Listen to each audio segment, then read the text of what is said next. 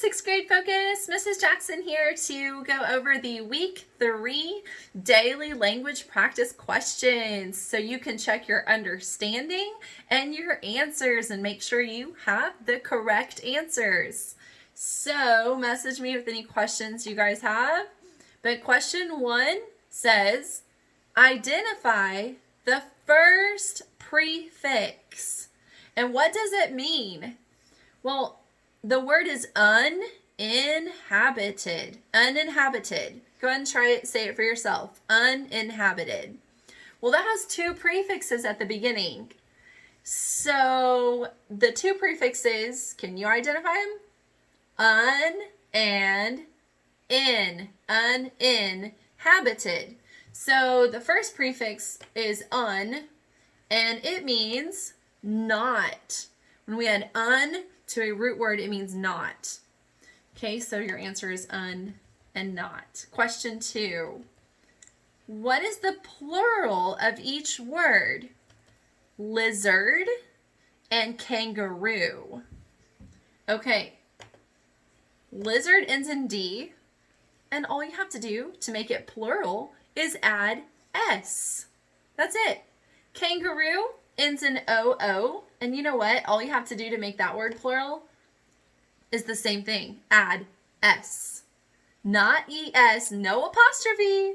I've taught you all to not use an apostrophe on plural nouns. We only use an apostrophe on possessive nouns to show ownership and on contraction words like can't, won't, don't, and there's many more. So it's only add S to each of these words. Lizards and kangaroos with just S. Question 3. Identify the prepositions, plural, more than one preposition, in the following sentence. New Zealand lies about 1,200 miles to the southeast of Australia. Okay. 2 prepositions. I know I've taught you this. You've heard this. You've heard Miss McCormick's song about prepositions. Maybe you can remember that in your memory. Okay, preposition is a word that shows a relation to another word in location. Like where a squirrel can go in relation to a tree. I've taught you this, remember? So, can a squirrel go New Zealand and Australia to a tree? Does it make sense? Can a squirrel go lies or the tree? Doesn't make sense again. Can a squirrel go about or southeast tree? When you put it in those terms, it doesn't make sense. So can a squirrel go to a tree? Can a squirrel be of a tree? I know that that's kind of tricky and that sounds like it doesn't make sense, but it is a preposition. To is a preposition, to, and of, of. Those are prepositions, so those are your answers, okay? Question 4. Use context clues to define the word paw, P-A, in the following sentence. Context clues, those are the words around the word. Those are the words in the sentence already. We don't have to use a dictionary. We don't have to go on Google and search this up. Fierce warriors, the Marys, defended their lands. Their forts, called paw, were surrounded by ditches and fences. Okay, paw, what does that mean in this sentence?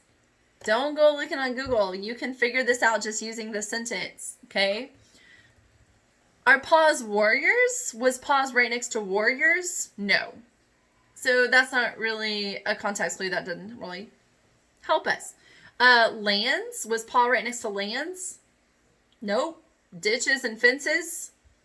It was close, but no. It was right next to the word. It was separated in the sentence with a comma right next to forts. So forts is the definition of paw in this context, PA. Question 5. In an informational book, that's a book we get information from, right? True, we can rely on it, we can trust it for facts. What page would you find the author's name? Okay, this is a text features review question. So if I am opening a nonfiction book, I don't have one right here in front of me, and I want to find the author's name, usually the illustrator's here as well as the title. Is that going to be in the index? No, the index is at the back of the book.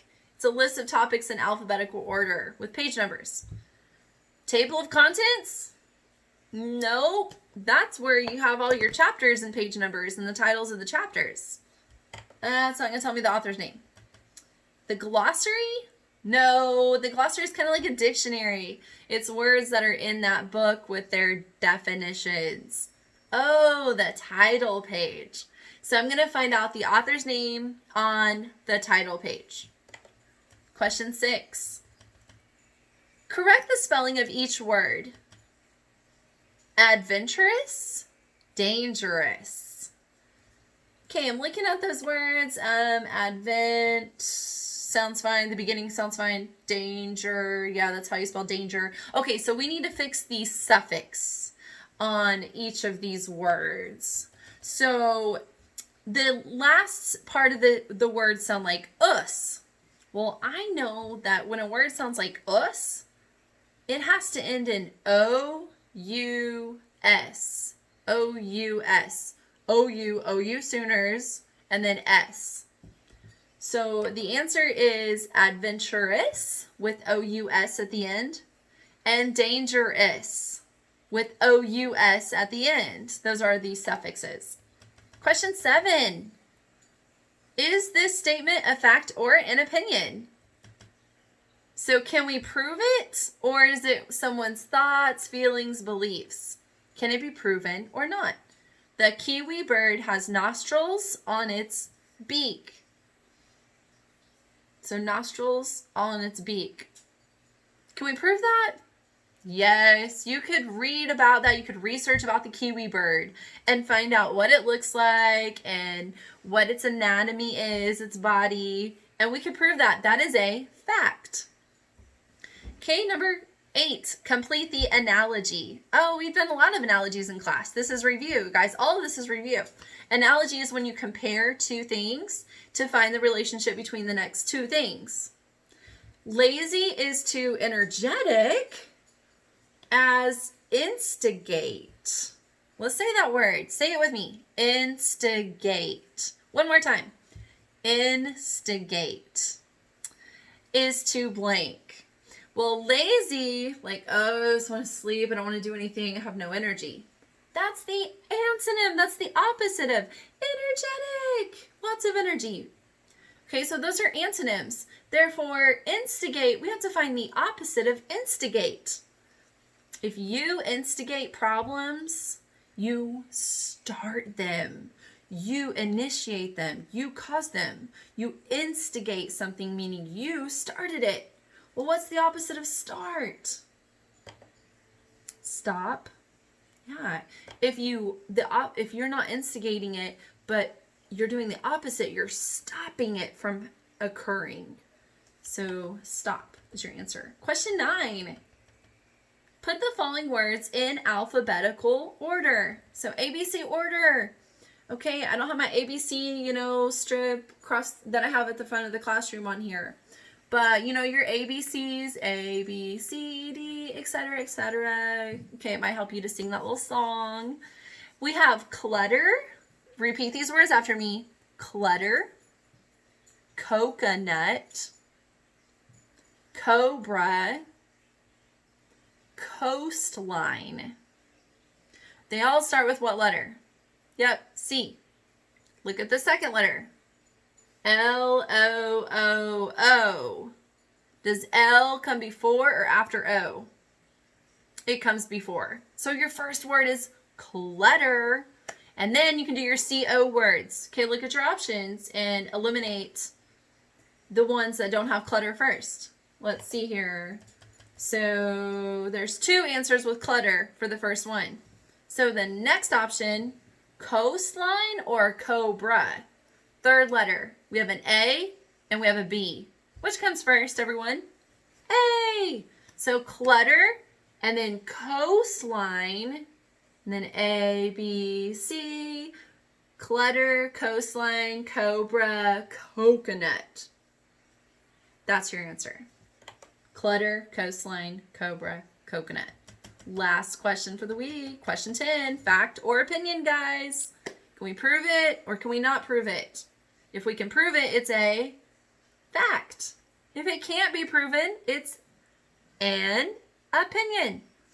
There is no way to travel from Cape Farewell to Christ Church without going through the Fauva, I'm not sure, but I think that's how you say that, Strait. And that would be too long of a journey. Can we prove that would be too long of a journey? Or is that someone's thoughts and feelings about it? Yep, that's someone's opinion. That part, the beginning sounds like a fact, but you throw the end, that's too long of a journey. That's how someone feels about it, so that's an opinion. That wraps it up for this week. Great job. Message me any questions or any more clarification that you guys need. Bye.